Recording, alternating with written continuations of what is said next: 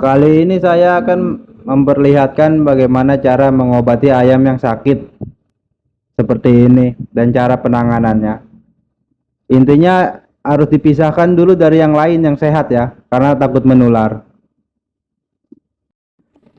Dan ini kondisi 3 hari setelah ayam sakit ya. Masih agak ngorok sedikit tapi dia sudah membaik dari sebelumnya. Untuk obatnya boleh komen atau DM saya langsung.